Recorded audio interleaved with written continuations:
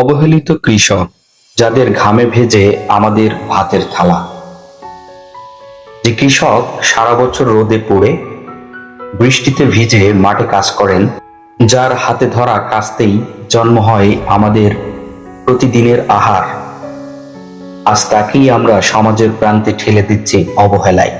ধান ফলালে দাম পায় না, সার বীজ কিনতে চড়া দাম গুনতে হয়, ফসল নষ্ট হলে সহানুভূতির বদলে পাই শুধু করুণা।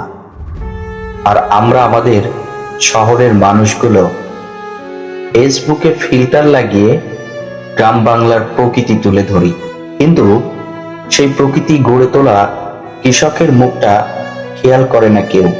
কৃষক নয়তো ভোটের গেমের অংশ, কৃষক নয়তো মিডিয়া হাইপের হিরো, কিন্তু কৃষকই তো আসল নায়ক, যার ঘাম ছাড়া আমাদের কারো পেটে এক মুঠো ভাতও পড়ে না।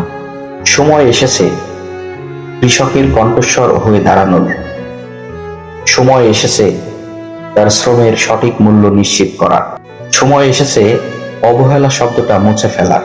কৃষক বাঁচলে দেশ বাঁচবে। সম্মান দাও সেই মানুষকে যার ঘামে জন্ম তোমার প্রতিটি খাবার।